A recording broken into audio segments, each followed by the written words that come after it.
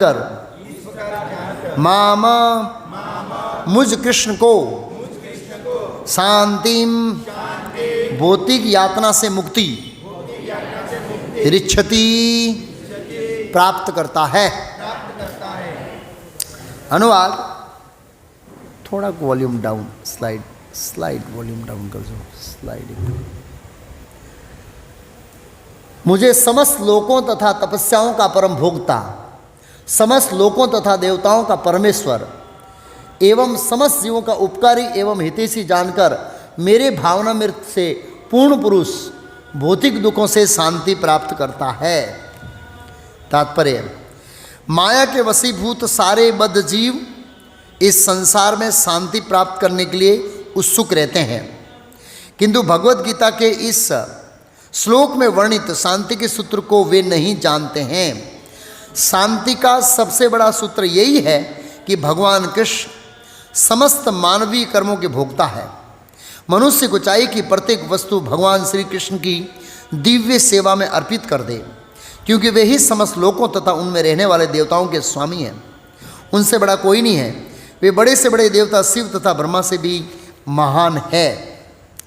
वेदों में अर्थात श्वेताश्वर उपनिषद 6.7 में भगवान को कहा गया है तम ईश्वराणाम परम महेश्वरम कहा गया है। माया के वशीभूत होकर सारे जीव सर्वत्र अपना प्रभुत्व जताना चाहते हैं, लेकिन वास्तविकता तो यह है कि सर्वत्र भगवान की माया का प्रभुत्व है। भगवान प्रकृति माया के स्वामी हैं और बद्ध जीव प्रकृति के कठोर अनुशासन के अंतर्गत है। जब तक कोई इन तथ्यों को समझ नहीं लेता, तब तक इस संसार में व्यक्तिगत या सामूहिक रूप से शांति प्राप्त कर पाना संभव नहीं है। कृष्ण भावनामृत का यही अर्थ है। भगवान कृष्ण परमेश्वर है तथा देवताओं सहित सारे जीव उनके आश्रित है। पूर्ण कृष्ण भावनामृत में रहकर ही पूर्ण शांति प्राप्त की जा सकती है। ओम ज्ञानतिमिरान्धस्य ज्ञानाञ्जन शलाकया चक्षुरुन्मीलितं येन तस्मै श्रीगुरुवे नमः। नमो विष्णुपादाय कृष्णपृष्ठाय भूतले श्रीमते भक्तिवेदांत स्वामी इति नामिने।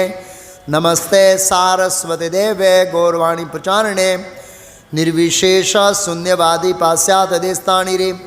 श्रीकृष्ण चैतन्य प्रभु नित्यानंद श्री अद्वैत गदाधर शिवासादि गौर भक्तवृंद।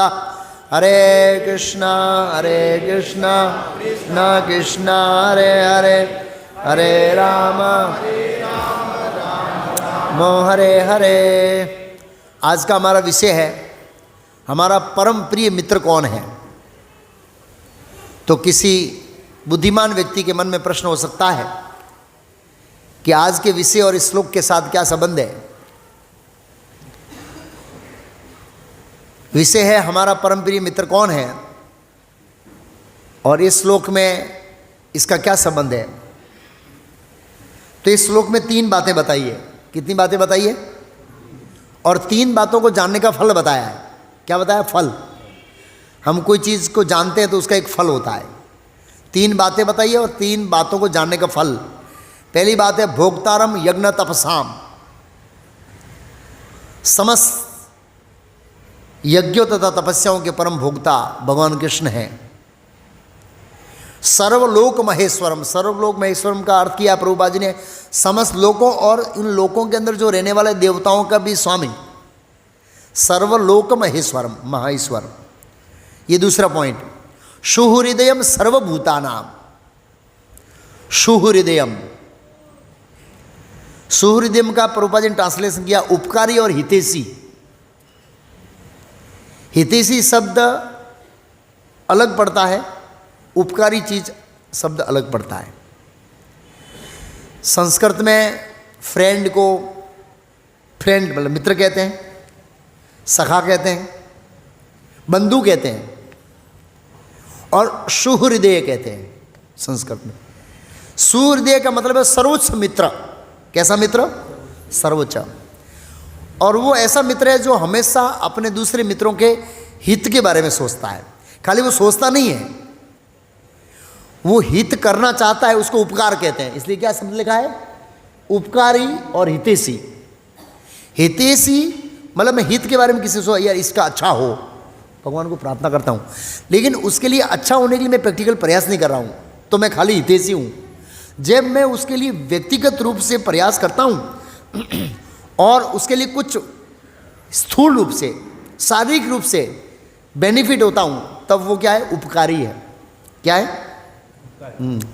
बहुत सारे लोग हैं हमारे हितैषी है, लेकिन वो अपने हितैषीपना कहाँ रखते हैं? मन तक ही रखते हैं। कहाँ तक रखते हैं? हाँ, ऐसे। तो इस श्लोक में भगवान ने कहा है सुहृदयम सर्वभूतानां, समस्त जीवों के, इस दुनिया में कोई व्यक्ति है, एक व्यक्ति के लिए उपकारी हितैषी हो सकता है, पत्नी, और उससे ज़्यादा उपकारी हितैषी है तो परिवार का हितैषी और उपकारी हो सकता है। उससे ऊपर जाएगा तो गांव के लिए कोई हितकारी हो सकता है, हितैषी हो सकता है। उससे ऊपर कोई जाएगा तो जिले के लेवल पे जाएगा, राज्य के लेवल पे जाएगा और देश के लेवल पे जाएगा, उससे ज़्यादा नहीं जाएगा, और उसमें भी अपना कहीं स्वार्थ भरा रहता है। लेकिन भगवान जो इस श्लोक में कहा है सुहृदयम सर्वभूतानां, समस्त जीवों के इस ब्रह्मांड के अंदर खाली मनुष्यों के लिए भगवान हितैषी और उपकारी, ऐसा नहीं है। सर्वभूतानां, भूत में जीव, जीवों को भूत कहा है। क्यों? क्योंकि हम आध्यात्मिक दृष्टिकोण से भूत जैसे ही हैं। ऐश्वर्या राय भी भूतने में आती है, और ऐसे बोलना मत उनको यार और ये स्वर्ग की अप्सरा क्या है? उर्वशी, और क्या नाम है भाई उसका? रंभा इत्यादि, वो सब भूतनी में आती है। ऐसा देवराज इंद्र ने कहा हो। जब देवराज इंद्र ने अपनी अप्सराओं को भूतनी कहा है तो उसमें तो ऐश्वर्या राय का तो कोई नाम ही नहीं आएगा ये वहाँ पर वर्णन है। कहाँ पर? ब्रह्मवेद पुराण में मैंने बताया था। जो भी है, सुहृदयम सर्वभूतानां, समस्त जीवों के उपकारी और हितैषी भगवान कृष्ण में हूँ। मेरे को कोई जानता है, ज्ञात्वा माम, मुझे शांति मृच्छति, तो उसको क्या मिलती है? मैंने लास्ट टाइम बताया था शांति कैसे मिलती है। न तो शांति के जुलूस से, न शांति बहन के शादी करने से। ये श्लोक को जीवन में अपनाने से शांति मिलेगी। कैसे शांति मिलेगी? 3 चीज को अपनाना पड़ेगा। भोक्तारम यज्ञ तपसाम 1, सर्वलोक महेश्वरम 2, सुहृदयम सर्वभूतानां 3। अगर आप ये तीनों शब्दों को अप्लाई कर लेते हैं तो पूर्ण शांति प्राप्त कर सकते हैं।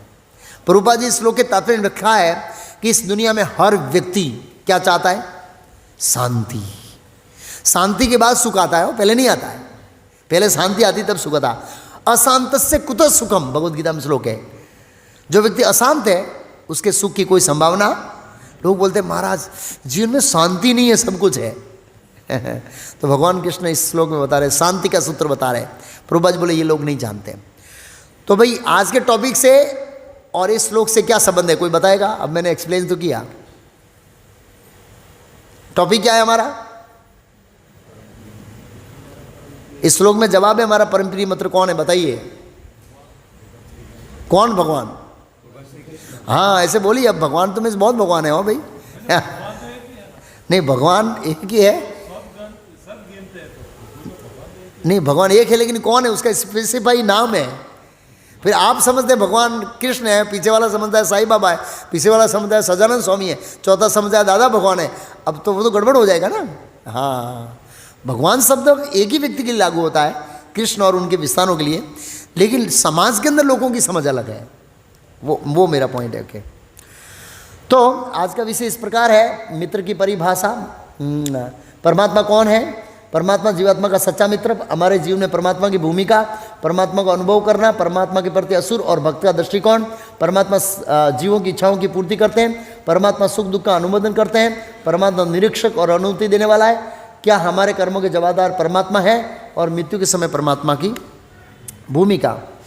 हाँ, तो आज विशेष हम ये समझेंगे कि हमारे रूटीन लाइफ के अंदर, दैनिक जीवन में भी और पूरे जीवन में परमात्मा का रोल क्या है, क्या रोल है परमात्मा, उनकी भूमिका क्या, परमात्मा हमारे जीवन में क्या भूमिका अदा करते हैं। बहुत ही महत्वपूर्ण भूमिका अदा करते हैं, जिसके बारे में हम कभी सोचा ही नहीं है। ऐसी महत्वपूर्ण भूमिका परमात्मा हमारे हृदय में क्या करते हैं, अदा करते हैं। हम देखते हैं इस दुनिया के अंदर मित्र होते हैं, तो वो सब एक सीमा तक मित्रता को बनाए रख सकते हैं। हमेशा हमारे मित्र हमारे साथ नहीं रहते हैं, लेकिन हमको एक ऐसा परम मित्र चाहिए जो हमेशा हमारे क्या रहे, साथ रहे। भौतिक दुनिया में सब लोगों की लिमिटेशन होती है साथ में चलने की। हर व्यक्ति हर जगह में, हर शरीर में, हर ब्रह्मांड में साथ में नहीं चलता है। उसके बारे में एक प्रसंग है। प्रसंग ऐसा है कि एक बार एक व्यक्ति ने 4 शादी किया। कितने शादी किया? पहला शादी किया, संतुष्टि नहीं। दूसरा किया, संतुष्टि नहीं। तीसरा किया तो भी संतुष्ट नहीं। चौथा किया तो भी संतुष्ट नहीं, लेकिन तब तक वो 65-70 का हो गया। हर 2, 4, 5, 10 साल के अंतर अंतर में किया ऐसे। बस वो नया नया शादी किया था, वो लास्ट, इधर से चौथी, इधर से पहली, मतलब उधर से चौथी और इधर से पहली। जब वो मरने की तैयारी में था तो उन्होंने जो अभी अभी नई शादी किया था 5-7 साल पहले, उसको पूछा मैं मरने जा रहा हूँ, तो मेरे साथ में आएगी? उसने कहा आप जल्दी मर जाओ ताकि मैं दूसरी शादी कर लूँ, और किससे करना वो भी फिक्स कर लिया मैंने, और मैं आपके मरने की इंतज़ार कर रही हूँ। ओके, फिर उससे पहले वाली को बुलाया, इधर से दूसरी और इधर से तीसरी। बोला मैं मर रहा हूं, तू मेरे साथ चलेगी? तो बोला हाँ, मैं आपके साथ शमशान तक चलूंगी, उसके आप आगे हम वापस। फिर दूसरे नंबर, इधर से तीसरी, इधर से दूसरी। बोला मैं मरने जा रहा हूं, तू मेरे साथ आएगी? बोला हाँ, मैं आपके साथ 1 साल तक चलूंगी। कितने साल तक? 1 साल तक। फिर सबसे पुरानी को बुलाया, ओल्ड इज गोल्ड, इधर से चौथी और उधर से पहली। मैं मरने जा रहा हूं, तू मेरे साथ आएगी? बोले यस, आप जहां भी जाएंगे मैं आपके साथ चलूंगी। तो ये सत्य घटना नहीं है, लेकिन इससे शिक्षाएं बहुत महत्वपूर्ण मिलती है। शिक्षाएं इस प्रकार है, ये जो मरने वाला जीव है, मतलब व्यक्ति है, उसकी तुलना एक आत्मा से की गई है। किसके तो गई है? और जो 4 वो लोग हैं, पत्नियां हैं, उनकी तुलना वस्तुओं से, कार्यों से और व्यक्ति से की गई है। तो जो चौथी थी नवयुवान, इधर से चौथी, इधर से पहली, इधर से चौथी, जिसने बोला था कि आप अभी मर जाओ, कल सुबह मैं दूसरी की हो जाऊंगी, उसकी तुलना प्रॉपर्टी से की गई है। किससे की गई है?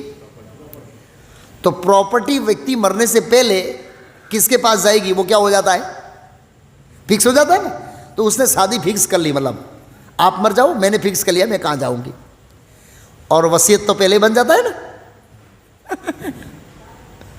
अरे उससे फिर जो पहली थी, जिसने कहा मैं शमशान तक आऊंगी, उनकी तुलना परिवार, मित्र, सगे संबंधियों से की है। उसमें भी आजकल बहुत कम लोग आते हैं। मेरे को याद है 1994 में मैं विद्यानगर था, विनू भाई पटेल सरपंच थे उस समय, अखीरा मार्बल के मालिक, अभी भी याद है मुझे। वो मर गए थे, पूरा विद्यानगर उसको जलाने गया था, एक दुकान का शटर खुला नहीं था, रोड पे पूरी भीड़ में। बोला ये क्या हो रहा है? बोला विनू भी चल गए। इतने जेंटलमैन व्यक्ति थे, आप सोचिए। आज कोई ऐसा नेता मर जाएगा, लोग गाली देंगे, यार शांति हो गई, जा मरा है। ऐसे बहुत जेंटलमैन व्यक्ति थे अखीरा मार्बल मालिक। उसका बंगला अभी उसमें टावर, कोकिला भवन उसका नाम था। मैं रोड पे जाता हूँ तो भी देखता हूँ उनका, जो भी है। और आजकल तो 2, 4, 5 लाख सगे संबंधी होते हैं, वो भी नज़दीक के होते हैं, वो जाते हैं। बाकी तो ठीक है, सब कुछ ऑनलाइन देख लेते हैं। फिर तीसरी, इधर से तीसरी, उधर से दूसरी, जिसने कहा 1 साल मैं आपके साथ रहूँगी, उसकी तुलना की गई उनके कार्यों से। कोई व्यक्ति अच्छा कार्य करता है, तालाब खुलाता है, स्कूल बनाता है, कॉलेज बनाता है, तो लोग 1 साल तक उसके कार्यों को क्या रखते हैं? याद रखते हैं। अरे यार फलाना भाई ने बनाया था, अरे यार फलाना भाई ने बनाया था, बेचारा चला गया फलाना भाई। 1 साल के बाद कोई नया काम करने वाला आता है तो फिर उसको लोग क्या करते हैं? लेकिन जो ओल्ड इज गोल्ड, जो पहली पत्नी थी, उसकी तुलना परमात्मा से की गई है। किससे की गई है? जब तक हम इस भौतिक जगत में हैं तब तक परमात्मा हमारे क्या रहता है? साथ रहता है। हम मक्खी के शरीर में हो, मच्छर के शरीर में हो, ऊंट के शरीर में हो, देवता के शरीर में हो, हमारे साथ ही रहेंगे। इसलिए भगवद गीता में श्लोक का है सुहृदयम सर्वभूतानाम। क्यों रहते परमात्मा हमारे हृदय में, उसकी चर्चा आगे करेंगे। और हम देखते हैं इस भौतिक दुनिया के अंदर जब तक हम अच्छी अवस्था में रहते हैं तब तक बहुत सारे मित्रों से क्या हुए कर रहते हैं? घिरे हुए रहते हैं। कैसी अवस्था में? अच्छी अवस्था में। पैसा है, बीमारी है, ठाट माट है, परिवार समस्या नहीं है, बहुत मित्र मिलेंगे पान के गले पर। कहाँ पर मिलेंगे? हाँ। लेकिन जैसे ही हमारी स्थिति बिगड़ गई टपो टप साहिब गायब हो जाते। अरे यार तू दिखाई नहीं देता, अरे बहुत बिजी हो गया मैं। अब बिजी नहीं हो गया, उसको पता है अब क्या मांगेगा, ये पैसा मांगेगा। दूर हो जाओ इससे, ये कंगाल हो गया है। सब छोड़ के चले जाते हैं। और हमारे जीवन में सबसे ज़्यादा हमारी मित्र की आवश्यकता होती है मृत्यु के समय। उस समय कोई सपोर्ट नहीं करता है हमारा, खाली एक सपोर्ट करते हैं, कौन? परमात्मा। और देखते हैं हमको मित्र तो बहुत चाहिए। कैसे पता लगता है हमको बहुत मित्र चाहिए? कैसे साबित करेंगे आप? साइंटिफिक रूप में बताइए। इसके ऊपर तो पूरा फेसबुक चलता है। किसी के 1000 मित्र हैं, किसी के 2000 मित्र हैं, किसी के 4000 हैं, किसी के 5000 मित्र हैं। फिर भी उसके हृदय में एक परम मित्र की खोज पूरी नहीं हुई है। क्यों पता है? वो फेसबुक वाले मित्र फेसबुक तक ही सीमित है, वहां से वो बाहर नहीं आएंगे। किसमें से? मोबाइल में से बाहर नहीं आने वाले। और नहीं आपको कोई मदद करने हैं। वो ऐसे ही नाम के मित्र हैं। कैसे मित्र हैं? रियल मित्र वो होता है जो आपको संकट समय में मदद करता है। पांडव संकट में थे, भगवान ने मदद किया। पग पग पर उनके संकटों को मदद किया। वन में चले गए थे, भगवान ने बोला ये तो कंगाल हो गया, अब छोड़ो इनको। नहीं, वन में गए भगवान। कई बार गए पांडव से मिलने के लिए, उत्साह देने के लिए, मार्गदर्शन देने के लिए। बहुत वर्णन डिटेल में महाभारत के अंदर ऐसे। तो प्रश्न होता है कि हम करोड़ों जन्मों से एक ऐसे मित्र की खोज कर रहे हैं जिसके साथ हम अपना हृदय खोल सकें। क्या खोल सकें? हाँ, मन की बात कह सकें और वो हमको समझ सकें। कई बार लोग बोलते हैं जी मुझे कोई समझने वाला व्यक्ति चाहिए। हाँ भैया, मुझे पता है ना समझने वाला व्यक्ति खाली परमात्मा ही है, और कोई नहीं समझेगा तुझे भाई। हाँ, ऐसा होता है, कोई नहीं समझ सकता हमारे मनोभाव को, खाली परमात्मा समझ सकता है। तो प्रश्न होता है क्या हमारी मित्र की खोज पूरी हो गई? नहीं, हमारे मित्र की खोज पूरी नहीं हुई है। तो सबसे पहले मित्र को जानने, वास्तविक मित्र की खोज करने से पहले अपने आप को जानना पड़ेगा हम कौन है। क्यों? जब हम शरीर की पहचान करते हैं तो हम सब शारीरिक मित्र को ढूंढते हैं, लेकिन शरीर के साथ इस भौतिक जगत की मित्रता क्या हो जाती है? समाप्त। वहीं समाप्त नहीं होते, जैसे स्कूल छोड़ी तभी समाप्त हो जाती है। क्या हो जाती है? बहुत कम लोग होते हैं लॉन्ग लाइफ मित्र रहते हैं भौतिक शरीर में। स्कूल में मित्र रहते हैं, ये कॉलेज बॉम्बे चला गया, ये कॉलेज अहमदाबाद चला गया, और फिर नौकरी लगी बेंगलोर, कोई यूपी चला गया, कोई कनाडा चला गया, कोई अमेरिका चला गया, पूरा हो गया बस डिस्कनेक्ट। ऐसे बहुत कम होते हैं आजीवन मित्र रहते हैं, और उनकी मित्रता का संबंध रहता है, लेकिन वो भी आध्यात्मिक दृष्टिकोण से वो मित्रता एक पलकारे के समान है। कैसे समान है? आत्मा की जो आयु है उसकी दृष्टिकोण में ये भौतिक जगत की जो हमारी मित्रता है वो एक आंख के पलकारे के समान है। नथिंग, कुछ भी नहीं है, लेकिन हमको एक शाश्वत मित्र चाहिए। तो उस मित्र को खोजने से पहले सबसे पहले अपनी पहचान को क्लियर करना होगा कि हम कौन हैं। हम शरीरी कौन है? आत्मा है। जीवरे स्वरूप होय कृष्ण नित्य दास, ये हमारी पहचान है। तो जीवात्माओं का, भगवान कृष्ण का जीवात्माओं के लिए कार्यक्रम। तो एक बुद्धिमान व्यक्ति के मन में प्रश्न हो सकता है कि ब्रह्मांड की रचना क्यों की गई है? इसके पीछे भगवान का क्या कार्यक्रम है? कार्यक्रम में क्या हेतु है? तो भगवान का हेतु यह है कि हम सब आध्यात्मिक जगत वैंकुट में थे, गोलोक और वैंकुट ये पोस्टर है ना, यहाँ थे अथवा यहाँ थे, कौन कहाँ से आया वो तो बाद में पता लगेगा, लेकिन हम वैंकुट में थे हम लोग सब, और भगवान की सेवा नहीं करना चाहते थे और भगवान की तरफ भोक्ता बनना चाहते थे। भगवान बोले तुम यहाँ भोक्ता नहीं बन सकते क्योंकि मैं अकेला भोक्ता हूँ, अगर तेरे को भोक्ता बनना है ना तो तेरे लिए ब्रह्मांड की रचना करता हूँ। क्या करता हूँ? वहाँ तुम्हें सबसे पहला पोस्ट किसका मिलेगा? हम भौतिक जगत में आते हैं, पहला शरीर किसका मिलता है, किसी को पता है? पहला शरीर भगवान ब्रह्मा जी का देते हैं। यस, ब्रह्मा जी का शरीर का मतलब क्या है? 33 करोड़ देवताओं और 33 करोड़ असुरों के ईश्वर, 14 लोकों के राजा, सोचने मात्र से 14 लोकों का सर्जन होता है। ऐसा पावर एक दिन हमारे अंदर था, हम सब ब्रह्मा बन के आए। यस, एक चींटी भी ब्रह्मा बन के आई इस जगत के अंदर। उस ब्रह्मा के शरीर में हम जैसा कर्म करते हैं ऐसी फिर हम गुलाटी मारते मारते मारते कहाँ अटक गए? नवसारी आके अटक गए। आप सोचिए, नहीं मजाक नहीं कर रहा हूं मैं, ब्रह्मा के शरीर में से गुलाटी मारते मारते गिरे, इंद्र के शरीर में आए, यक्ष जना ये है वो लोग सीधे यहाँ भौतिक जगत में गिरे।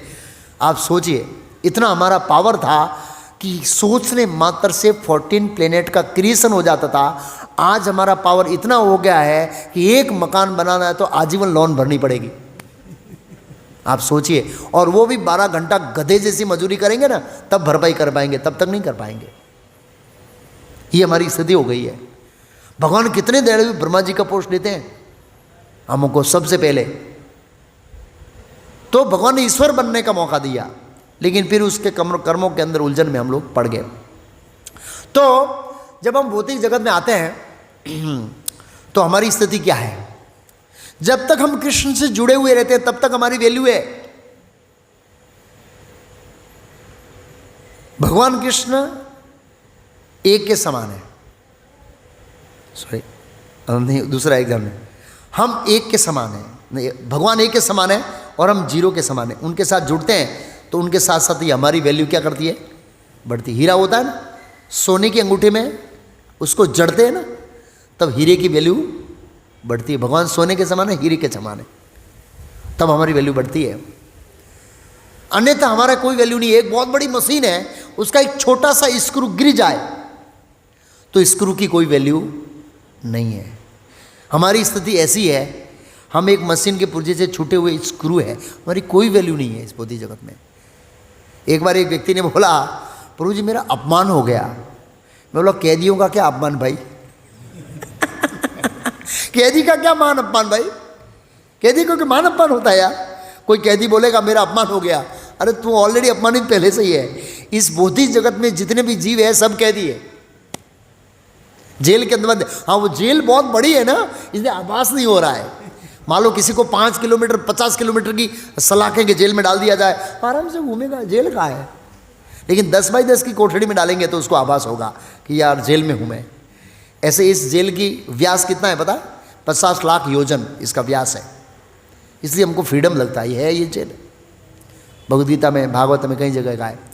तो जब वो स्क्रू वापस मसीह में जुड़ता है तो उसका यूटिलाइजेशन होता है। ऐसे ही हम भगवान से छूटे पड़े हुए हैं। जैसे हम भगवान से साथ जुड़ जाएंगे हमारी वैल्यू बढ़ जाएगी। अभी हमारी कोई वैल्यू नहीं है, कोई वैल्यू नहीं है। एक मच्छर को हम ऐसे ही मार देते हैं, वो हमारे जैसा आत्मा है, क्या वैल्यू मच्छर की भाई? कुत्ते को डीडा डंडा मार देते हैं, मच्छर को तो खासी वो लेते हैं, आजकल आती है फट फट फट फट फट फट फट फट फट फट फट फट बोला देते हैं। वो अगले जन्म में मच्छर हमको फटफट बुलाएगा। हाँ, एवरी एक्शन ऑपोजिट रिएक्शन। अगला टॉपिक हमारा कर्म के सिद्धांत के ऊपर है, मतलब ये परमात्मा पूरा होने के बाद।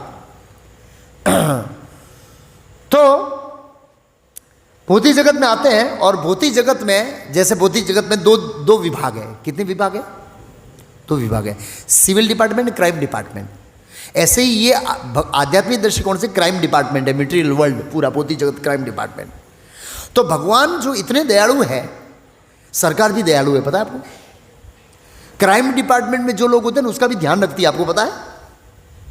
एक बार एक व्यक्ति था, थोड़ा मेरे संपर्क में आया और उससे पहले कुछ गुनाह किया था, तो 5 साल के लिए जेल गया, जूनागढ़ की जेल में रहा। छूटने के बाद मेरे से कांटेक्ट किया वापस के प्रभु निकल गया, और वो जेल में भगवत दर्शन मंगाता था, पुस्तक मंगाता, पढ़ता था, पूरा भागवतम पूरा कर दिया, सब पूरा कर दिया, ऐसे मैंने भिजवाया था। अच्छा भक्त बन के निकला जेल में से, क्योंकि व्यक्ति माया का डंडा खाता है तो शुद्ध जाता है। तो मैंने बोला क्या अंदर क्या खाते हैं प्रभु आप लोग? अरे बोला सर्दी में तो कोपरा, गुड़ और सिंगदाना देते हैं। बोला यार ये तो बहुत अच्छी बात है। बोला नहीं, शरीर को जितने भी प्रकार के विटामिन ये सब सही मिलता है, बीमार होता है तो डॉक्टर होता है, कपड़ा देते हैं, ये सब कुछ देते हैं। तो जैसे क्राइम डिपार्टमेंट के अंदर सरकार क्या करती है, लोगों को सजा के अंतर्गत सब कुछ फैसिलिटी देती है, बीमार होता है तो डॉक्टर होता है, खाना अच्छा देते हैं, सब कुछ देते हैं। और जेल से बाहर निकालने के लिए सरकार क्या करती है, वो छूटे कैसे पता है? सरकारी वकील से। सरकारी वकील मतलब क्या है आप समझे? सरकारी वकील मतलब क्या? फी नहीं देनी पड़ती है, आप एप्लीकेशन दो फ्री में। मैं बोला ये कैसी सरकार है यार, अंदर सरकार डालती है और बाल निकालने के लिए वकील लगती है। मैं बोला सरकार मूर्खी नहीं? बोला सरकार मूर्खी नहीं है, हम मूर्ख हैं। वो व्यक्ति बोला, मैंने क्यों? बोला प्रभु सरकार नहीं चाहती कि हम अंदर जाए, क्योंकि बजट तो उसका ही बढ़ेगा खर्चा तो उसका बढ़ेगा ना। लेकिन हम मूर्खे समझते नहीं है, इसलिए सरकार हमको डंडा मारने के लिए अंदर भेजती है, जाओ थोड़ा डंडा खाओ फिर सुधर जाओ। ऐसे ही भगवान नहीं चाहते कि हम मिलिट्री वर्ल्ड में आए, लेकिन हम सुधरना नहीं चाहते। तो जिस तरह से सरकार कैदियों का ध्यान रखती है, ऐसे ही भगवान हमारा भौतिक जगत में ध्यान रखते हैं।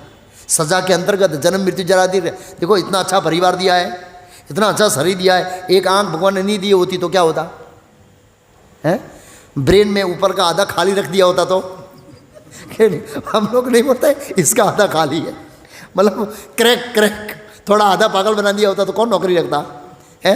एक हाथ नहीं दिया तो कितना समस्या होता, एक पैर नहीं दिया तो कितना समस्या होगा। भगवान ने सब कुछ दिया है, परिवार दिया है, धन कमाने के लिए बुद्धि दिया है, सब कुछ दिया है, लेकिन सजा के अंतर्गत बीमार हो जाता है उसके लिए औषधि दिया है, आयुर्वेदिक बहुत सारी चीज दी है भगवान ने। भगवान हमारा ध्यान रखते हैं, भौतिक जगत में भी जीव आ जाते हैं। तो सजा के अंतर्गत इस तरह से दिया जाता है। दो डिपार्टमेंट। परमात्मा जीवात्मा का सच्चा मित्र है। जब हम भौतिक जगत में आते हैं तो हमारे साथ परमात्मा हमारे साथ में आते हैं। तू अकेला मत जा। क्यों? भोग कैसे करना वो तेरे को पता नहीं है, मैं तेरे साथ में रहूंगा तो तेरे को मार्गदर्शन दूंगा, कैसे पैसा कमाना है, कैसे भोग करना है, कहां से फैसिलिटी मिलेगी, किस व्यक्ति को मिलेगा तो तेरा काम होगा, वो मैं बताऊंगा। परमात्मा का सेटिंग इतना परफेक्ट रहता है ना, मेरे इतने एक्सपीरियंस है, आज का भी एक एक्सपीरियंस है, अभी एक्सपीरियंस करके आ रहा हूं, बताऊंगा बाद में। तो परमात्मा साथ में आते हैं, किस लिए? भोग कराने के लिए। जिस तरह कई बार हम देखते हैं, एक मालिक होता है, कुत्ते को घुमाने के लिए जाता है, पता है? कुत्ते गले में पट्टा रहता है और कुत्ता ऐसे ऐसे रोड के साइड में सूंघता है और मालिक पट्टा टाइट करता है। क्यों? बोले गंदा सूंघ रहा है, कुछ गंदा खाएगा, घर में लाख रुपये का बिस्किट पड़ा है, कितना बिस्किट, ये तू छोड़कर इधर गंदा क्यों सूंघ रहा है यार, और पट्टा खींच लेता है। ऐसे ही परमात्मा हमको हमारे पट्टे को पकड़ते हैं, ये क्या गंदगी का भोग कर रहा है यार, चल मेरे साथ वैकुंठ के अंदर, क्या भोग है तेरे को पता ही नहीं है। फिर परमात्मा उदाहरण दिया जाता है कि जैसे कई बार हम बच्चों को गार्डन ले जाते हैं। कहाँ ले जाते हैं? गार्डन में, वहाँ बहुत सारे बच्चे होते हैं, हम एक जगह बैठ जाते हैं, बच्चों को छोड़ देते, बच्चे बच्चे के साथ में खेलते हैं। जब बच्चे का खेल अच्छा चलता है तो बच्चा बड़ा मुस्कुराता है, लेकिन बच्चे की बॉल ले लेता है, ए मम्मी मेरे बॉल, रोता है।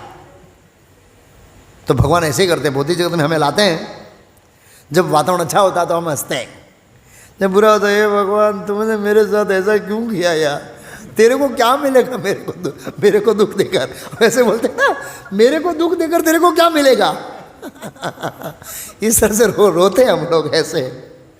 तो वहाँ पर बहुत बच्चे हैं, बहुत माँ बाप है, तो परमात्मा हमारे साथ भौतिक जगत में रहते हैं इस तरह से।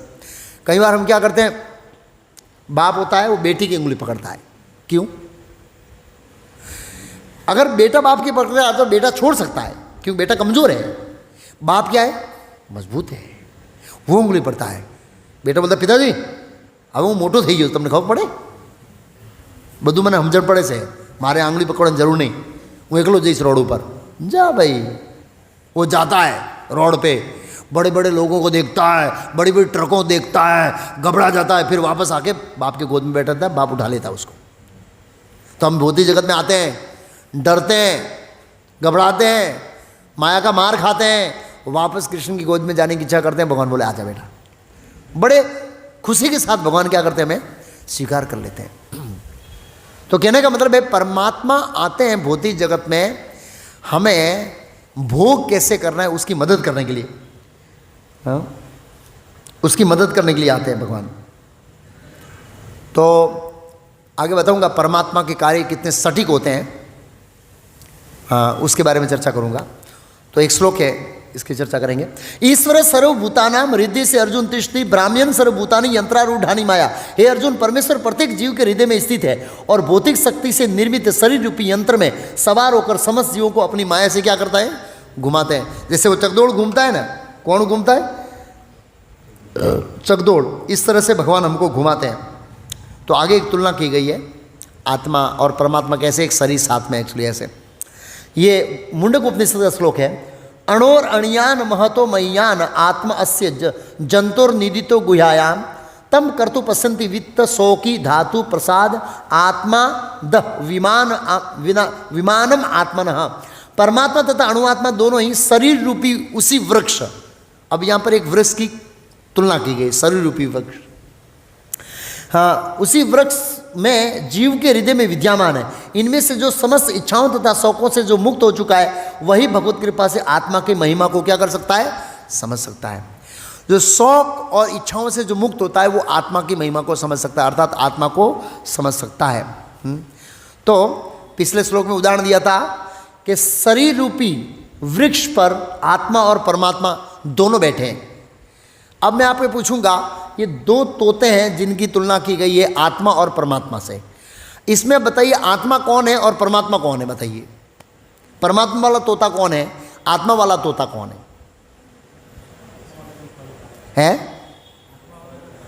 आत्मा वाला कौन है? फल का है। वाह भाई वाह, बुद्धि तो लगाई है। आत्मा वाला फल का। परमात्मा ऐसे क्यों बैठा है? ऑब्जर्वेशन, देख रहा है। भगवत गीता में श्लोक है उपदष्टा अनुमंता भर्ता भोक्ता। उपदष्टा, दृष्टा में देखने वाला है। हम भौतिक जगत में आते हैं और क्या खाते हैं, फल खाते हैं, माया का बनाया हुआ फल।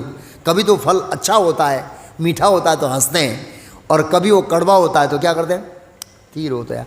कभी कभी वैराग्य होता है, यार जाने तो नहीं, संसार में कुछ नहीं रखा है। इस संसार में कुछ नहीं रखा। कभी कभी बोले ऐसे गाना गाते, ऐसे गाना गाते बराबर। एक बार मैं वलसाड़ जा रहा था, एक आदमी ऐसे ही स्कूटर पे गाना गाते जा रहा था। मैं बोला बेटा बाइक खिसक जाएगा ना, अभी तेरा गाना उड़ जाएगा। है, रोना शुरू कर देगा। तो ये हमारी जो जीवन है वो हंसती रोती फिल्म है एक। कैसी फिल्म है? छोटे थे रोते थे, फिर बड़े हुए हंसे, फिर रोए, 12th में रोए, 10th में रोए, शादी में हंसे और 2 साल के बाद रोए। ऐसे होते हैं कई बार ऐसे। तो ये हमारी हंसती रोती फिल्म है पूरा जीवन इस प्रकार से। ओके, तो स्वाभाविक है जब हम फल भोगते हैं तो कभी अच्छा लगता है, कभी बुरा लगता है, और फिर हम इस इच्छाओं के कारण, किसके कारण, शरीर बदलते रहते हैं। क्या बदलते रहते हैं? जैसे पक्षी एक वृक्ष से दूसरे वृक्ष पे कूदका मारता है ना, ऐसे हम एक शरीर रूपी वृक्ष के ऊपर से दूसरा शरीर, तीसरा शरीर, ऐसे बदलते रहते हैं। और सभी शरीरों में परमात्मा हमारे क्या रहता है, साथ में। वो इंतजार करता है कि तू कभी शौक करता है, कभी हंसता है, कभी शौक करता है, कभी मेरी ओर देख। हम करोड़ों जन्मों में परमात्मा की उपेक्षा करते हैं, उसको मित्र नहीं बनाते हैं, संसारी लोगों को मित्र बनाते हैं। जीवन के अंत में हमारे हाथ में क्या आती है, निराशा। करोड़ों जन्मों से हम परमात्मा की उपेक्षा करते आ रहे हैं, और भौतिक जगत में जो लोग हैं उनसे दोस्ती करते आ रहे हैं। फिर भी परमात्मा वॉच कर रहा है, एक बार तो मेरी ओर देखेगा तू, अभी देखेगा, अभी देखेगा। भगवान की दया अनंत है ना, भगवान का धैर्य भी अनंत है। भगवान का जो धैर्य है ना, हमारा धैर्य टूट जाता है जब कोई सगे वाला आता है, बोला मैं 4 बजे आऊँगा, और 6 बज के तो ऐसे होते हैं, फ़ोन मार देते हैं 4:10 को, तो कहाँ पहुँचा छो, क्या पहुँचा छो, ऐसे होता है ना। जहाँ पर यहाँ मान लो महाराज आते हैं तो कहते भाई हरे कृष्ण होटल पहुंचे तो फोन करना, कीर्तन शुरू करेंगे। पता है ऐसे है, 2 घंटा लेट होगा तो कीर्तन बंद कर देंगे, हमारा धैर्य टूट जाएगा। परमात्मा अनंत काल से हमारा इंतजार कर रहे हैं कि एक दिन आप इस दुखों से बाहर निकलेंगे, मेरी ओर देखोगे। जब आप मेरी ओर देखोगे तो मैं आपको ज्ञान दूंगा और आप इस संसार से क्या निकल जाओगे, बाहर। जैसे अर्जुन इस भौतिक जगत का फल खाने गया था, राज्य का फल, लेकिन बड़ा कड़वा लगा। कार्पण्य दोषोपस्थ स्वभाव परछामी तवाम धर्म समूढ़ सेता यत्त श्रेष्यात निश्रितम बुरी तन्मे शिष्य स्तेयाम साधिमाम दवाम परमन। हे वासुदेव, मैं आपके शरण में आया हूँ, मुझे इस संसार से बाहर निकालिए, इस समस्याओं से बाहर निकालिए। भगवान बोला आज आ जा भाई। 45 मिनट के अंदर भगवान ने उसको क्या किया, बाहर निकाल दिया ज्ञान से। तो जैसे हम परमात्मा की ओर मुड़ेंगे, परमात्मा हमारा करोड़ों जन्मों से इंतजार कर रहे हैं, बस खाली उनकी ओर मुड़ना है, फिर परमात्मा उठा लेंगे हमको। इसलिए इस तरह से अब प्रश्न होता है परमात्मा है कौन, परमात्मा कौन है। तो भगवत गीता बेसिक कोर्स में समझाया था, मैं प्रश्न पूछूंगा परमात्मा कौन है, कोई बताएगा, याद रहा है। भगवत गीता प्राथमिक कोर्स हुआ था, उसके तीसरे दिन में 3 विष्णु के बारे में समझाया था। कितने विष्णु के बारे में, 3 विष्णु कौन कौन से, कोई बताएगा पहले। कारणोदकसाई, सिरोदकसाई, गर्भोदकसाई, उसमें से परमात्मा कौन है। सिरोदकसाई कहाँ लिखा है, सातवां तंत्र में लिखा, विष्णु तू 3 रूपाणी। कितने रूपाणी, 3 रूपाणी। पुरुष आदियानी, इसको पुरुष अवतार कहते हैं इसलिए। अथो विदु एक ते मत सृष्टि, एक ते पहला मत सृष्टि, पहला सृष्टि का सर्जन करता है कौन, कारणोदकसाई विष्णु। द्वितीयम त्वम अंधसः, द्वितीयम अंधसः मतलब दूसरे विष्णु अंदर आते हैं, कौन, गर्भोदकसाई विष्णु। तृतीय में सर्वभूतस्तमा तनि ज्ञातव्य मिवचे, तीर्थ में सर्वभूतस्तमा, तीसरे जो विष्णु हैं सर्वभूतों के हृदय में वास करते हैं, सिरोदकसाई विष्णु। अब है हमारे जीवन में परमात्मा की भूमिका, रूटीन लाइफ के अंदर परमात्मा की भूमिका क्या है हमारे जीवन के अंदर, ये हम समझेंगे। तो पहले ही परमात्मा की भूमिका, परमात्मा विस्मृति के प्रदाता है। कैसे प्रदाता है, विस्मृति के प्रदाता। विस्मृति मीन्स भुला देते हैं, हम बालपन भूल गए परमात्मा के कारण, थोड़े दिन पहले की घटना भूल गए परमात्मा के कारण, पिछला जन्म भूल गए परमात्मा के कारण। लोग बड़े उत्सुक होते हैं जानने के लिए, मैं पिछले जन्म में क्या था। मत जानिए, अच्छे थे अगर पता लगा तो दुखी होंगे, बुरे थे पता लगा तो भी दुखी होंगे। कैसे पता लगा, पिछले जन्म में टाटा परिवार के में जन्म था, मेरा टाटा का मालिक था, अरे इसे मैं टाटा का नौकर हूँ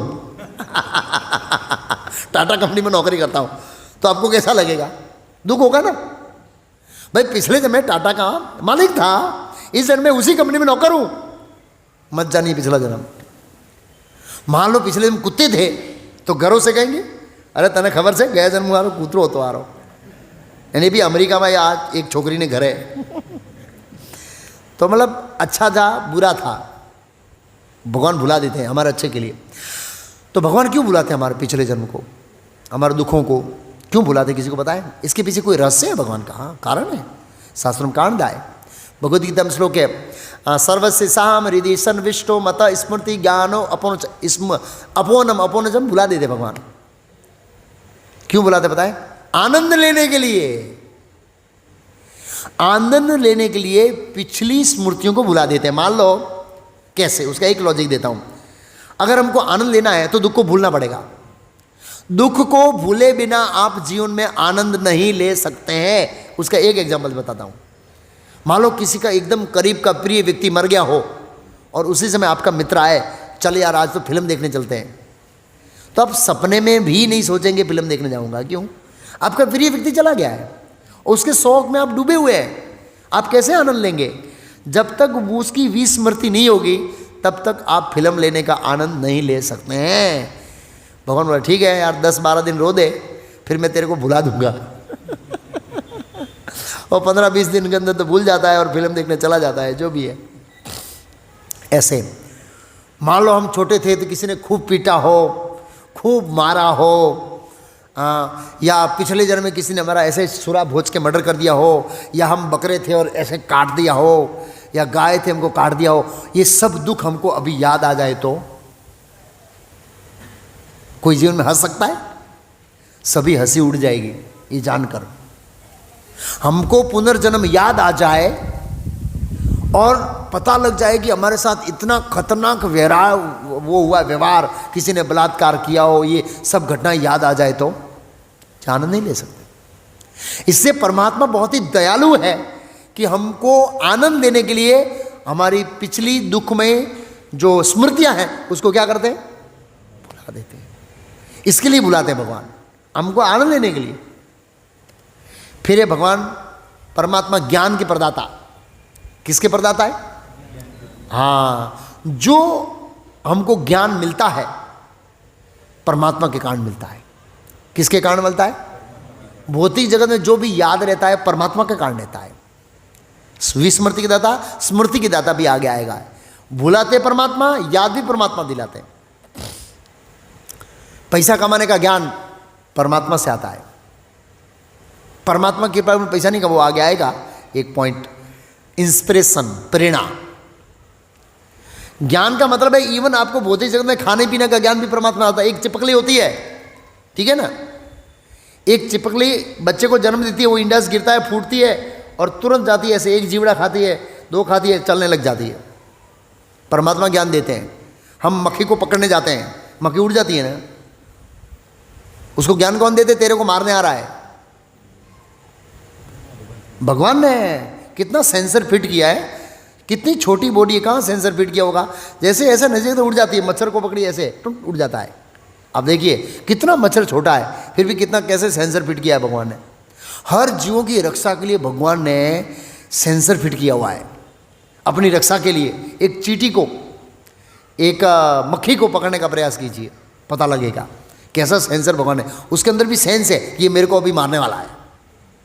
हमारे पीछे कोई पड़ता तो हम भी भागते हैं। तो परमात्मा ज्ञान देते हैं, अब तेरे को मारने को आ रहा है, भाग, तो भागता है अपनी रक्षा के लिए। इस तरह से परमात्मा, हर प्रकार का ज्ञान परमात्मा से आता है। फिर परमात्मा स्मरण के दाता। किसके दाता? हाँ, हम रोज अपने आप को भूल जाते हैं। कब भूलते हैं हम अपने आप को? सोते समय।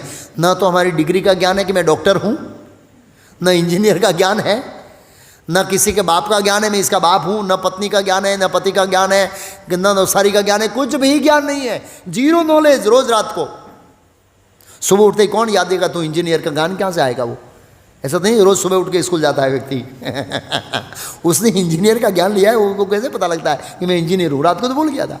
परमात्मा, तू फलाना भैया है, 7 बजे उठ, 9 बजे तेरे को जॉब जाना है, इधर है, ये करना है, पंच मारना है, सब सर्कुलेशन शुरू हो जाता है। परमात्मा स्मरण देते हैं। अरे परमात्मा उठने के बाद स्मरण देते नहीं है, सोने के लिए भी परमात्मा की परमिशन चाहिए। अगर परमात्मा की इच्छा नहीं आप सो नहीं सकते हैं। मेरा अपना एक्सपीरियंस है। मैं यहाँ से कभी कभी जाता हूँ तो एक बार ऐसा हो गया, रात को नींद ही नहीं आ रही यार। यहाँ मैं 12:30 बजे पहुँचता हूँ, बाहर ऑन है 12, 12:30, 12:15। एक दिन 12 बजे आके सो गया, थका हुआ हूँ, बहुत ट्रैवलिंग करके आया, नींद नहीं आ रही है। तो मैं सोचा यार कल लेक्चर देना हूँ, इसके टॉपिक के बारे में सुनूंगा। तो मैं सुनते हैं ना कान में, मैं कान में स्पीकर डाले और मोबाइल चालू किया, उसमें भजन थे, लेक्चर थे, नींद नहीं आ रही है। मैं सोचा एक काम करूंगा तो नींद जरूर आएगा। क्या? जप में तो सुबह ही लोग अच्छे से तरह से सो जाते हैं बराबर ना, जप में तो नींद आएगी। मैं गया और चैंटिंग बैग लेके मच्छरदानी के अंदर बैठा बैठा जप कर रहा है। 1 माला किया, 2 माला किया, 3 माला किया, 4 माला किया, नींद भी नहीं आ रही है। और सुबह तो नींद भगाने का प्रयास करते नींद आ जाती है, और शाम को नींद ही नहीं आ रही है। सीधे 4 बज गए। मैं बोला आज तो नहीं आएगी। परमात्मा ने आज सैंक्शन नहीं किया है। परमात्मा जब तक हमारी चेतना कॉन्शियसनेस को डाउन नहीं करेंगे तब तक हम सो नहीं पाएंगे। हाँ, और बड़ी पीड़ा होती है उस समय, सोना चाहते सो नहीं सकते। जिसको निद्रा का रोग है ना, उसको पता है कितनी गोलियां खाने के बाद भी नींद नहीं आती। परमात्मा जब तक आपकी नींद को सैंक्शन नहीं करे आप सो नहीं पाएंगे। अरे सोने के लिए नहीं, हलवा पूड़ी खाने के लिए भी हम परमात्मा के ऊपर निर्भर है। क्यों? कैसे कैसे? परमात्मा की कृपा के बिना हलवा पूड़ी नहीं खा सकते हैं? नहीं खा सकते हैं। भगवत गीता में लिखा है क्या लिखा? वैश्वानरो अहम भूत्वा नाम प्राणी नाम। सभी जीवों के हृदय में वैश्वानर नाम की मैं अग्नि हूँ, जठराग्नि। आप जो हल्ला पूड़ी अच्छा अच्छा खाते हैं मैं डाइजेस्ट करता हूँ।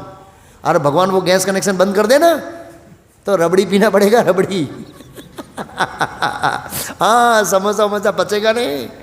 हाँ, ये चाइनीज़ वाइनीज़ पचेगा नहीं। हम भगवान की कृपा से खाते हैं। आप सोचिए, परमात्मा अंदर बैठा, भगवत गीता में 15 अध्याय में बताया, वो पचाता है। तो जिसको नींद का रोग है उसको भी पता है कितनी गोलियां खाते। एक बार एक भैया आया, महाराज गोली खा खा के परेशान हो गया, नींद नहीं आती। कितना खर्चा किया? मैं बोला 100 रुपये का खर्चा और कर दो यार। 50 रुपये की माला और 50 रुपये की ठेली, डालो हाथ अंदर और चालू करो क्या? हरे कृष्णा कृष्णा कृष्णा हरे हरे, हरे राम राम राम हरे। नींद नहीं आएगा तो पैसा वापस दे दूंगा और माली वापस ले लूँगा। 4 दिन के, 1 हफ्ते के बाद आया, प्रभु जी क्या समस्या बताए? अब दूसरी समस्या हो गई, ये ठेली में हाथ डालता हूँ तो सो जाता हूँ ऐसे, तो ये हाथ सुबह में निकालता हूँ, चलेगा? बोला ऐसे ही सो जाता हूँ, हाथ अंदर ही रहता है, ऐसे माला लेके सो जाऊँगा, कोई पाप नहीं है? बोला कोई पाप नहीं। आपको नींद आ गई? बोला जाओ यहाँ से। तो क्या है, अच्छों को सुबह में नींद आ जाती है, तो शाम की नींद तो कौन सी बात है यार। हाँ, प्रैक्टिकल बात कर रहा हूँ। हरे कृष्ण मामले से सबको। हाँ, अगर परमात्मा उस दिन आपका सेक्शन बंद कर दें तो फिर माला करने से भी नहीं होगी, लेकिन और रूटीन पे नींद आ जाएगी इसलिए से। तो भगवान के ऊपर सोने के लिए ऊपर निर्भर है, जागने के बाद मतलब स्मरण दिलाते हैं भगवान तुम फलाना भी हो फलाना भी हो, उसके ऊपर निर्भर है, खाने के लिए निर्भर है, बहुत सारी चीज़ों के ऊपर निर्भर है। परमात्मा हमारी मृत्यु और पुनर्जन्म के समय भूमिका, मृत्यु के समय हमारी बहुत इच्छाएं रहती है। क्या रहती है? और इच्छाओं को हम भूल जाते हैं क्योंकि बॉडी चेंज होगी ना, हार्ड डिस्क पूरी फॉर्मेट हो गई है, पुराना डेटा नहीं है अभी। जब मरते तो हार्ड डिस्क पूरी फॉर्मेट, पुरानी मेमोरी चली गई है, नई मेमोरी, नया जन्म, सब कुछ। परमात्मा डेटा बैकअप में रखते हैं। भाई कोई व्यक्ति है, कोई लड़का है 12 में आया मैं डॉक्टर बनूंगा, ये इच्छा कहाँ से आई? वकील क्यों नहीं बनेगा? आर्किटेक्ट क्यों नहीं बनेगा? डॉक्टर ही क्यों बनेगा? बताइए क्या रहस्य है? पिछले जन्म उसकी इच्छा थी डॉक्टर बनने की। भगवान बोले तेरे कर्म है, चल अब तुम डॉक्टर बन जा, मैं तेरे को बुद्धि देता हूँ। यस, अगर किसी को कुत्ते की तरह जीवन जिया और अगले जन्म में कुत्ते बनने की इच्छा, भगवान बोल देख पिछले जन्म में तेरे को कुत्ते बनने की इच्छा थी, अब तेरे कर्म भी ऐसे है, मैं कुत्ते की बॉडी देता हूँ, भाग वाह वाह वाह, हाँ एंजॉय कर। मजाक नहीं करता हूँ, सीरियसली। परमात्मा जैसी योग्यता, जैसी इच्छा के अनुसार हमारी इच्छाओं को कैरी आउट करते हैं। हम भूल जाते हैं, परमात्मा नहीं भूलते, कभी नहीं भूलते। जन्मों जन्म तक आपकी इच्छा क्या किया उसको पूर्ति करने में भगवान लगाते हैं और अवसर ढूंढते हैं कि इसकी इच्छा कैसे पूरी की जाए। परमात्मा प्रेरणा के जाता है। ये प्रेरणा क्या है? प्रश्न होता नहीं, प्रेरणा है क्या? प्रेरणा मीन्स इंस्पिरेशन। प्रेरणा मीन्स ऐसी चीज जो हमारी बुद्धि से, मन के प्रयास से हम उसको प्राप्त नहीं कर सकते हैं, उसको क्या कहते हैं? प्रेरणा। जितने भी वैज्ञानिक आविष्कार हुए हैं वो परमात्मा के प्रेरणा से हुए हैं। बुद्धि और बुद्धि के प्रयास और मन से नहीं हुए हैं, लॉजिक से नहीं हुए हैं, मात्र और मात्र किसके कारण हुए? हाँ, एक आर्किमिडीज करके एक वैज्ञानिक था, वो सोने को शुद्ध करने का कुछ प्रोसेस ढूंढ रहा था। बहुत सोचा उसने, बहुत लॉजिक लगाया, बहुत बुद्धि लगाया, मगज नहीं चला। ये प्रेरणा कब आती है? जब आप उस चीज के बारे में सोचते नहीं है तब आती है। ये प्रेरणा तभी आती है, ऐसे ही परमात्मा की योजना से। तो एक दिन स्नान कर रहा था, अचानक उसको एक थॉट्स आया, अरे वर्षों पहले मैं जिसके बारे में सोच रहा था इसका प्रोसेस तो ये है। यूरेका यूरेका, अपनी पत्नी को कहा, मुझे पता लग गया, पता लग गया। अरे क्या पता लग गया? बोला सोने को शुद्ध करने का प्रोसेस पता लग गया। और मोजार्ट संगीतकार था, एक मोजार्ट संगीतकार, मतलब यूरोप देशों में और विदेशों में उसके बहुत जो साउंड है, मतलब क्या बोलते हैं उसको, संगीत बहुत फेमस है मोजार्ट। उन्होंने कई बार एक्सपीरियंस किया है कि उन्होंने सोचा भी नहीं था ऐसे संगीत उनके वहाँ से निकले हैं परमात्मा ने। पहले उन्होंने प्रयास किया, नहीं निकला, अचानक ऐसे निकला, आ गया। शकुंतला देवी, मैथमेटिक्स, कंप्यूटर से उसका स्पर्धा हुआ, कंप्यूटर को हरा दिया काउंटिंग के अंदर। ऐसे बहुत सारे परमात्मा इंस्पिरेशन देते हैं, प्रेरणा देते हैं। जितनी भी वैज्ञानिक खोज हुई है वो प्रेरणा परमात्मा की प्रेरणा से हुई है। परमात्मा प्रेरणा देते हैं। ईश्वर सर्वभूतानाम हृदय से अर्जुन तिष्ठति। हम कितना भी प्रयास कर लें, परमात्मा का सैंक्शन नहीं है, कुछ नहीं कर सकते। भगवद गीता में कहा है कि कोई भी कार्य की सफलता के लिए 5 आधार है, लास्ट में कौन है? देवम, परमात्मा। मैं 2 एक्सपीरियंस शेयर करूंगा मेरा अपना परमात्मा के बारे में। एक एक्सपीरियंस है, मैं दिवाली के बाद, मैं कंस्ट्रक्शन देख रहा हूँ, हम वहाँ पर प्रोजेक्ट बना रहे हैं, बहुत बड़ा प्रोजेक्ट कर रहे हैं, एक बिल्डिंग का काम चल रहा है। दिवाली के बाद में काम प्लास्टर और चुनाई, मतलब प्लास्टर और चंतर करना चाहता था, लेकिन मेरे पास फंड नहीं था। बहुत लोगों को फ़ोन किया, बहुत ये किया, वो किया, वो किया। 3 महीना तक कोई मेल नहीं खाया, 3-4 महीना तक। 5,000, 25,000, 10,000, 50,000 ऐसे देते हैं। राधा जय गोविंदपुर जैसे बड़े लोग तुम्हारे पास है नहीं कि सीधा 5-10 करोड़ दे दे ऐसे। तो ऐसे ही क्या हुआ, तो मैं ऐसे प्रयास कर रहा था। एक दिन यहाँ से गया, मतलब शनिवार को, 25 दिन पहले की बात है। तो मैं सीधा मंगला आरती उठा, थका हुआ था। संडे को लेक्चर दिया और संडे दोपहर के बाद थोड़ा लेटा, कमर बैक मार रही थी, बैक प्रॉब्लम हो रहा था, और सोच रहा था मोबाइल से नंबर लिखा ABCD यार, फ़ोन करूँ भैया, तू थोड़ा दे दे, तू थोड़ा दे दे, तू दे, ऐसे फ़ोन कर रहा था मैं ऐसे ही। और बीच में एक व्यक्ति का नाम आया, वी के ऊपर से नाम आया।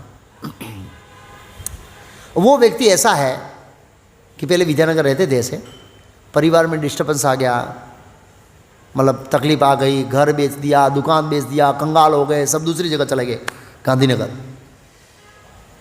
अब वो व्यक्ति मेरे को फ़ोन करता है, प्रभु जी भगवान को प्रार्थना करो मेरी लड़की जिंदा हो जाए। कैसे? अरे बोला राधा गिरधर आपकी बात को टालेंगे नहीं। और वो अटैच थे ऐसे ही, तो ऐसे पागल की तरह बातें करते थे। मैं बोला यार ये मेरा जीव खा रहा है, तो मैं उसका कई बार फ़ोन उठाता नहीं था। तो ये घटना से 1 महीने से वो सतत मेरे को फ़ोन कर रहा है हर हफ्ते। मैं बोला ये कुछ जीव खाएगा, या मेरे से लूज भगवत दर्शन मांगता है, पत्रिका आती है ना, तो मेरे को 100-200 भगवत दर्शन भेज दो, तो मैं फ़ोन उठाया नहीं। तो वहाँ गांधीनगर से एक भक्त आया, वो भक्त आया तो उसने कहा यार उसका फ़ोन उठाओ नहीं यार, बेचारा रो रहा है, कुछ बात करना चाहता है आपसे। मैं बोला यार जाने दो ना, वो जीव खाएगा यार, क्यों परेशान कर रहे हो यार। उस दिन मैं बोला यार आज इसको फ़ोन लगाऊं। हरे कृष्णा प्रभु जी, हो बड़ा प्रसन्न हो गया वो व्यक्ति। अरे प्रभु जी आपने मेरे को फ़ोन, और मैंने फ़ोन इसलिए नहीं किया, लेकिन मैं तो क्या करें, सिस्टमेटिक अल्फ़ाबेटिक फ़ोन कर रहा था लोगों को डोनेशन के लिए। अच्छा, अरे मैं तो डोनेशन के लिए आपको फ़ोन कर रहा हूँ। बोला यार ये कहाँ से डोनेशन लेगा, ये कहाँ से डोनेशन देगा, तो सब कंगाल हो गया है। कैश पड़ा है घर में, आ जाओ अभी। आ जाऊँ? हाँ, कभी दूसरे दिन आऊँगा, चलेगा? नहीं मेरा मन बदल जाएगा, मन बदल जाएगा, अब भी आ जाओ। 15 मिनट के अंदर गाड़ी का सेल मारा, 1 बजे पता लगा, 3:30 बजे गांधीनगर पहुँच गया, और रोड पे भाई ठेला भर के खड़ा है, कैश नोट हो गया, ऐसे गाड़ी में चलो जाओ वापस, पूरा हो गया। मेरा चंतर प्रासर का काम पूरा हो गया। परमात्मा। आज का केस ऐसा है, मेरे को दरवाजे बनाने के लिए वलसाड़ी साग की लकड़ी चाहिए। क्या लकड़ी चाहिए? मैं कितने समय से ही ढूंढ रहे थे, तो हमारे जित दूषण प्रभु वलसाड़ में है एक भक्त, अचानक याद आया यार वलसाड़ी साग वलसाड़ में मिलना चाहिए, तो उसके पीछे पड़ गया यार, कुछ करो कुछ करो। अरे ढूंढ गया, कोई मेल खाता नहीं, कोई मेल खाता नहीं, कोई मेल खाता नहीं है, और बहुत रिस्पांस नहीं दिया। मैं विद्यानगर से आज सुबह आ रहा था, 12 बजे फ़ोन आया, प्रभु जी एकदम सस्ता में सस्ता, खाली 1500 रुपया। वहाँ 6000 बोलते हैं, कितना घनफुट का है, 1500 रुपया घनफुट दे रहा है एक आदमी। अच्छा मेरे को अभी आऊँ, सीधा वलसाड़, वहाँ से मंदिर गया, प्रसाद दिया, सीधी गाड़ी भगाई, सीधा धर्मपुर गया। 8 लाख का माल खाली 3 लाख में मिल गया। परमात्मा ने सेटिंग किया, और उसमें वो व्यक्ति है कनुप्रिय प्रभु, हमारे भक्त थे, उसके पिताजी का खास मित्र निकला, तो उसको डांट के कर दिया, है मंदिर का है, प्रॉफिट नहीं लेने का, कमाइए दूसरे कमाना, मंदिर को सस्ते भाव में दे दे। ये परमात्मा का पूरा सेटिंग चलता है। किसका सेटिंग चलता है? प्रेरणा के दाता। इस वजह से परमात्मा हमारे जीवन में बहुत सारी प्रेरणाएं देते हैं। इंस्पिरेशन जो हमारे बुद्धि और प्रयास से हम प्राप्त नहीं कर सकते हैं, उसको इंस्पिरेशन कहते हैं। जितने भी लोग उद्योगपति बड़े हुए हैं, वो परमात्मा की प्रेरणा से हुए हैं। परमात्मा ने उसको टिप्स दिया है। पैसा अपनी बुद्धि से, प्रयास से, मेहनत से नहीं कमा सकते आप। परमात्मा की प्रेरणा के बिना पैसा नहीं कमा सकते हैं। परमात्मा इंस्पिरेशन देते हैं तभी आप पैसा कमा सकते हैं। तो परमात्मा है ना, वो हमारी प्रेरणा के दाता है। परमात्मा का अनुभव करना। अब एक प्रश्न होता है क्या कि परमात्मा हमारे जीवन के अंदर इतने सारे क्या बोल रहे हैं एक्सपीरियंस करते हैं हम डे टू डे लाइफ में। परमात्मा के कारण हम भूल जाते हैं, याद दिलाते हैं, ज्ञान देते हैं, स्मृति देते हैं, इंस्पिरेशन देते हैं। तो हम परमात्मा का अनुभव क्यों नहीं करते हैं? Why we are not experiencing? ये प्रश्न होता है ना, इसको एक्सपीरियंस क्यों नहीं कर रहे हैं? एक्सपीरियंस इसलिए नहीं कर रहे हैं क्योंकि हमारा हृदय अशुद्ध है। क्या है? परमात्मा हमारे हृदय में बैठे हैं। परमात्मा हमको आवाज भी करते हैं। क्या करते हैं? लेकिन परमात्मा के आवाज के साथ साथ बहुत और दूसरी आवाज भी आती है। भौतिक इच्छाओं की आवाज, मन की आवाज, जो भी कहो, दूसरी तीसरी आवाज। जैसे वो रेडियो होता है, रेडियो। अब रेडियो की फ्रीक्वेंसी आप सेट नहीं करते ना, तो अंदर क्या 3-4 आवाजें आती है, पता है? मिक्सिंग होती है, पता है? और रेडियो की एग्जैक्ट फ्रीक्वेंसी सेट हो गई तो रेडियो स्टेशन से जो आवाज़ हमको सुनाना चाहते हैं वो स्पष्ट आएगी। तो जब तक हृदय अशुद्ध रहेगा तो बहुत सारी एक साथ में आवाज़ आएगी। हम पहचान नहीं पाएंगे परमात्मा की आवाज़ है या हमारे मन की आवाज़ है या भौतिक इच्छाओं की आवाज़ है। जब हृदय शुद्ध होगा तो हम जान पाएंगे कि ये आवाज़ किसकी है? परमात्मा की है। हम एक्सपीरियंस करेंगे कि ये प्रेरणा किसने दिया है हमें? परमात्मा ने दिया है। परमात्मा के बिना ये विचार संभव, ऐसे बहुत सारे कई एक्सपीरियंस है। यानी मैं एक्सपीरियंस कहूँगा तो क्या है, समय हो जाएगा, हम टॉपिक में नहीं पहुँच पाएंगे। भक्तों और राक्षसों का परमात्मा के प्रति व्यवहार। राक्षसों के साथ भी भगवान परमात्मा ऐसे ही व्यवहार करते हैं, लेकिन राक्षस और असुर सोचते हैं कि हमने अपनी बुद्धि के बल पर ये हासिल किया है। उनको पता नहीं है परमात्मा ने इंस्पिरेशन दिया। इसलिए न्यूटन और आइंस्टीन बहुत गिने चुने लोग हैं, वो आस्तिक वैज्ञानिक थे। अभी तो ज़्यादातर क्या है, नास्तिक वैज्ञानिक है। ये वैज्ञानिक लोग भी अंदर से एहसास तो करते हैं कि कोई प्रेरणा दे रहा है जिसके कारण हम ये सब खोज कर रहे हैं, लेकिन अहंकार, अज्ञान और असुरिक स्वभाव के कारण वो स्वीकार नहीं कर रहे हैं। बुद्धिमान व्यक्ति होता है, पुण्यशाली होता है, वो स्वीकार कर लेता है। तो भक्त लोग हैं वो हमेशा उनके जीवन में जो भी घटनाएं घटती है पूर्ण रूप से वो परमात्मा के ऊपर डिपेंड रहता है। किसके ऊपर?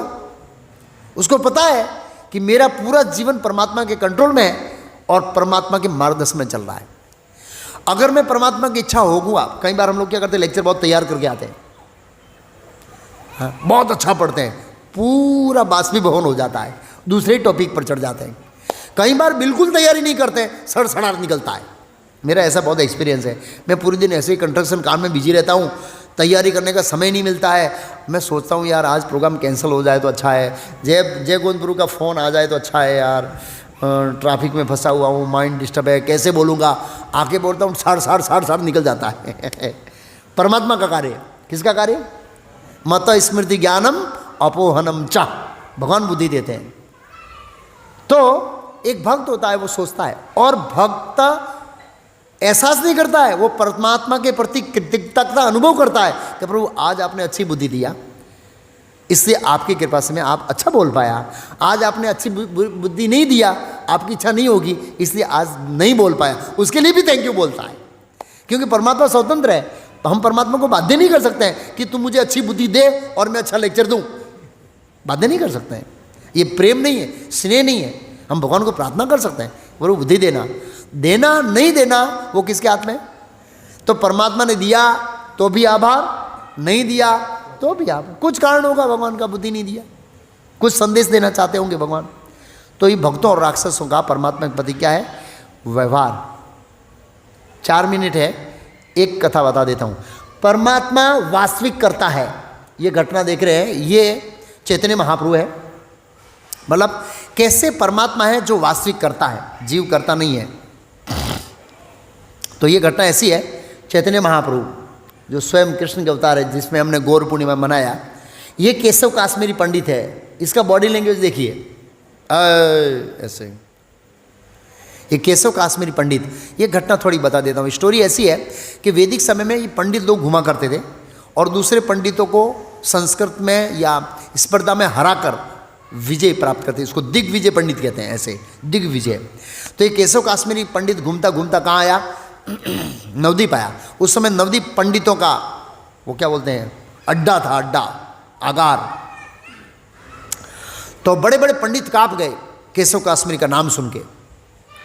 उस समय चैतन्य महाप्रभु भी, उनका नाम था निमाई पंडित, वो पंडित के नाम में विख्यात थे और ये उनके स्टूडेंट है। और ये माता गंगा है, गंगा के तट पर उनकी पाठशाला थी और बच्चों को संस्कृत पढ़ाते थे। बड़े विद्वान थे, भगवान तो स्वयं विद्वान ही होंगे। तो ये पंडितों ने डर कर फैसला लिया कि ये कैसे काश्मीरी पंडितों को निमाई पंडित से भिड़ा देते हैं। अगर उससे हार गया निमाई पंडित से तो जिंदगी में किसी से पंडिताई करेगा। जीत भी गया तो बोलेंगे यार बच्चा है, बच्चा है, हमारी इज्जत बच जाएगी। क्या बच जाएगी? जो बड़े बूढ़े पंडित से बोला हमारी इज्जत बचाने के लिए इसको भिड़ा देते हैं। तो उन्होंने कहा अगर तुम पंडिताई करना चाहते हो तो निमाई पंडित के पास जाओ, वो तुम्हें संतुष्ट करेंगे पंडिताई से। और ये भाई गए और तो अंगारी पंडित थे। चैतन्य महाप्रभु ऐसे हाथ जोड़ के खड़े हुए। चैतन्य महाप्रभु ने रिक्वेस्ट किया आप माता गंगा के ऊपर कुछ श्लोकों की रचना कीजिए। क्या कीजिए? तो जैसे पवन आता है ऐसे 100 श्लोकों की रचना कर दिया। कितने श्लोकों की रचना? कॉपी पेस्ट नहीं किया जैसे हम करते हैं अभी। कॉपी पेस्ट मतलब देख के पढ़ना, ऐसा नहीं किया उन्होंने, रचना किया। पवन की तरह बोले थे। चैतन्य महाप्रभु ने एक श्लोक पकड़ लिया। वो उसने बोलने के बाद चैतन्य महाप्रभु को पूछा कि मेरी रचना 100 श्लोकों में जो मैंने किया उसमें कोई गुण और दोष है? बोला हाँ 66 नंबर के अंदर है। अभी पहले तो कांप गया कि मैं पवन की तरह बोला था, तूने उसको कैचअप कैसे कर लिया और कैचअप करने के बाद याद कैसे रखा? ये उन्होंने पूछा। बोला आपके जैसे लोग होते हैं वो संस्कृत श्लोकों को रचना करने में माहिर होते हैं, हमारे जैसे लोग होते हैं वो स्मरण करने में माहिर होते हैं। वो तो भगवान थे। अच्छा कौन सी भूल है? बोला भवानी भर्तु। शब्द क्या था? भवानी भर्तु। भर्तु मीन्स भरण पोषण करने वाला। बोला ये भवानी भर्तु साबित करता है कि शिव जी के सिवाय और उसका कोई पति है, इसका अर्थ ये निकलता है। अब तो वो चौंक गया। मतलब बहुत लंबा डिस्कशन है, मैं संस्कृत में बता रहा हूँ। संस्कृत के अंदर दोष बताया, ये आपके संस्कृत में क्या है? दोष है। अब ये सब बच्चे हैं, ये सब खी हंसने लगे कि इतना बड़ा पंडित है, ये निमाई पंडित से हार गया है। अब ये अपना लॉजिक लगाना चाहता है। कौन? ये कैसे काश्मीरी चैतन्य महाप्रभु के प्रश्नों को उत्तर देने के लिए, लेकिन आ ही नहीं रहा है। क्यों? परमात्मा ने बुद्धि को क्या कर दिया? ब्लॉक। क्या कर दिया? हाँ लॉक मार दिया। एक शब्द नहीं निकला। बहुत प्रयास किया, बहुत प्रयास किया, कहीं से भी निकल नहीं पाया। और बच्चे हंस रहे। चैतन्य महाप्रभु मूर्खों हंसो मत, इसको अटैक आ जाएगा। क्या आ जाएगा? अटैक आ जाएगा। अब चुप ऐसे करके डांटा उनको, सब बच्चे चुप हो गए ऐसे। फिर ये घर गया। सरस्वती देवी ने वरदान दिया था केशव काश्मीरी को कि कोई भौतिक दुनिया का मनुष्य तुम्हें पराजित नहीं कर पाएगा। आज एक मनुष्य, सामान्य मनुष्य से पराजित हो गया। तो घर जाके उन्होंने सरस्वती देवी की उपासना किया कि देवी तेरा वरदान विफल हो गया, और फिर सो गया। ये केशव काश्मीरी है, ये सरस्वती देवी है, ये चैतन्य महाप्रभु कृष्ण के स्वरूप में है। और सरस्वती देवी क्या कह रही है बॉडी लैंग्वेज से? क्या कह रही है? अरे भाई इनकी शरण में जाओ, ये मेरे स्वामी हैं। तुम मनुष्य से पराजित नहीं हुआ है, स्वयं भगवान कृष्ण से पराजित हुआ है, और ये चैतन्य महाप्रभु के रूप में आए हैं। तो कहने का मतलब है चैतन्य महाप्रभु ने उसकी बुद्धि को क्या कर दिया? ब्लॉक। वास्तविक कर्ता कौन है? परमात्मा है। जब परमात्मा की अनुमति होती है, उनकी परमिशन होती है, तभी हम कुछ बोल पाएंगे, नहीं तो कुछ भी बोल पाएंगे नहीं। अब ये परमात्मा का भाग है, 2 भाग में है। अगला भाग इससे भी ज़्यादा महत्वपूर्ण है कि परमात्मा हमारे सुख दुख को कैसे निर्धारित करते हैं कि 10 बजे पर 10:10 पर इसका पेट में दर्द शुरू होगा और इस दर्द की डिग्री इतनी होगी। ये कौन फिक्स करता है? इसका दर्द कब मिटेगा, कैसे मिटेगा, कौन सा डॉक्टर के पास जाएगा, ये पूरा सर्कुलेशन कैसे चलता है, इसका एक्सीडेंट कैसे होगा, इसका कान कटे कैसे कटेगा, इसका हार्ट कैसे ब्लॉक होगा, कैसे खुलेगा, हैं, सब कुछ कैसे चलता है। ये परमात्मा सुख दुख को निर्धारित कैसे करते हैं। मान लो इसको इतने बजे ही इसको पेट में दर्द शुरू होगा, इतने बजे ही इतने कान में दर्द होगा, कब तक चलेगा ये कौन डिसाइड करता है, कौन बंद करता है। वो टॉपिक अगला है, हमारे बहुत सारे टॉपिक है। जीवात्मा भगवान हमारी इच्छाओं को कैसे पूर्ति करते हैं और सुख दुख को कैसे निर्धारित करते हैं, कैसे उपदेष्टा अनुमंता है, इस तरह से बहुत सारे टॉपिक हमारे परमात्मा के बाकी हैं। हरे कृष्णा।